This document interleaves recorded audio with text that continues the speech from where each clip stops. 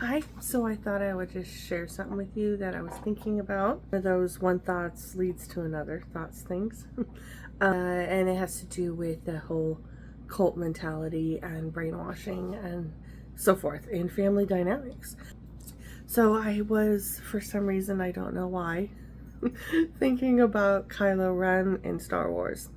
I think originally I was thinking about Han Solo, something in the Solo movie, and then that triggered a memory about Kylo Ren and how he betrayed his father in a most deadly way. And then I think it felt like at that point in the Star Wars movies that you were supposed to just cut him off. He was unredeemable, you know? But then he wasn't unredeemable. And I don't know how everyone feels about that. But I would assume there's probably people out there that think he probably shouldn't have been redeemed. I don't know. Those thoughts led me to think about how I treated my own family, how I treated my own mom. And when I was still in the cult I was in, my mom had got out first. And she and her husband were doing something that was controversial, and the church was against it. You know, the cult was against it, and of course, I stuck with the church. I didn't stand up for my mom at all, and I felt justified at that time. I felt my mom was doing something wrong, but I was thinking about that particular situation and how I know my mom felt betrayed by me. But then I realized that I was doing exactly what my mom had programmed me to do. And we brought up in, with the scriptures, with the Bible. And one of the scriptures that was very often, basically preached about in my home was how you were supposed to leave, your mother and father and follow Jesus. And if you don't reject your family, and follow Jesus, then that's wrong, and you're supposed to, it's Jesus, Jesus, Jesus all the way. And that, no matter what, no matter where you are or what you're doing, if it comes between anyone, even your own mother, father, brother, sister, child, anyone, if it comes between Jesus or them, you are to always pick Jesus. But I don't think my mom realized when she was raising us that way and programming us that way, because it was programming, that one day we would choose between Jesus or her. And although she probably didn't see it that way at the time, because she felt she was doing the right thing, we, basically staying with our leader and the church, and that was, that was God's will to us. So when she came against that, she was basically coming against Jesus. So naturally I was going to choose Jesus because that's what I was programmed to do. And a lot of people who are programmed that way still don't do that. They still will choose family. But my sister and I were brought up very, very hardcore, very missionary minded, very just very hardcore, very fundamental Christian, King James version of the Bible. This is right and everyone else is wrong. It's very, very tight. And so even though we were supposed to apparently always choose our parents, they never actually said that.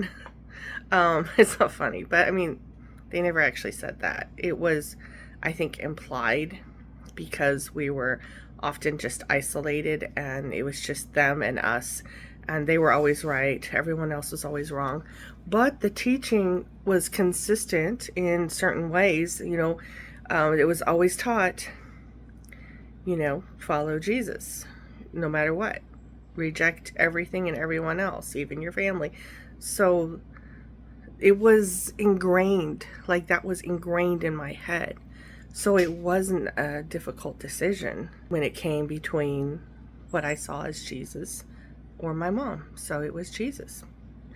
There's always other things to it. I could say, well, there's certain things I didn't agree that my mom was doing, but the church wasn't exactly great. way they were handling things was definitely not great. But that's where I saw what Jesus would want, because that's what I, that's where I was. That's my brain had transferred over from my parents to the cult. So that was Jesus, basically. And it kind of, if you ever wonder why people do radical things in radical places, it's because oftentimes it's who has their mind, so they think they're doing the right thing. So how that relates to Kylo Ren was, and maybe I haven't received forgiveness from everybody, or redemption, or whatever you want to call it, but I have done what I can to redeem myself. Always doing what I can to redeem myself. Just trying to be open, honest, to be available to help other people in situations like mine, understanding why I did the things I did, because when I got out, it took me a while to understand what the hell happened, why I was the way I was. It wasn't even just towards my mom, but like even the way I raised my kids, the way I was, around other people, being able to watch the cult leader's wife abuse other children and not say anything. That one tore me to pieces. When I was able to hear when the Mormon fundamentalists first broke up, and they were raided, and Warren Jeffs was arrested and all that, even though I wasn't Mormon, there were so many similarities. So when I saw them on Dr. Phil, and they were talking about the abuses and how they would never do such a thing, but yet there they were, either doing it or just watching it and not doing anything about it, and they didn't understand how they could be like that. And he had a psychologist on who explained brainwashing and also like a brain kidnapping. You freeze and you can't do anything. And I remember that feeling, like being frozen, like I knew something was wrong, but I couldn't move. I was just frozen and didn't know what to do. And then when I got out, I looked back and I'm like, all I had to do was pick up a phone and call child services. Like, not that hard. I don't even know if I knew that was an option. Maybe I did, I don't know. But I just remember being frozen. This was my leader, basically. Even though it was his wife, she was often in charge. And so yeah, situations like that, just forgiving myself was difficult for a while. But understanding what happened and why I did it. And then, so yeah, the whole situation with Star Wars and Kylo Ren, he was very brainwashed. Killing his father was like showing the ultimate commitment to the Dark Force and to his leader.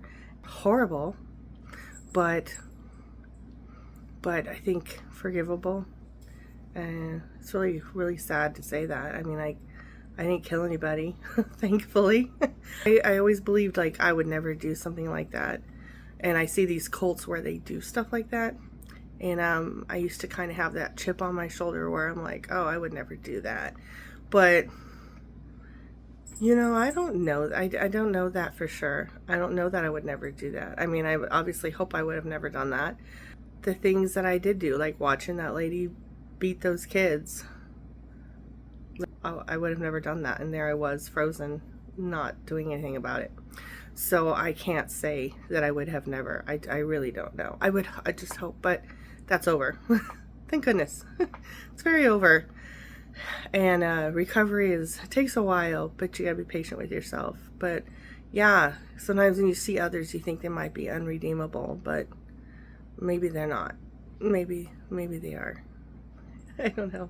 So anyways, that's just my musings I had a minute ago that I thought I'd share. Alright, thanks for listening. Hey, if this is on something where you can like and subscribe, please do it. I would really appreciate it. It would help a lot. Thank you. Alright, bye.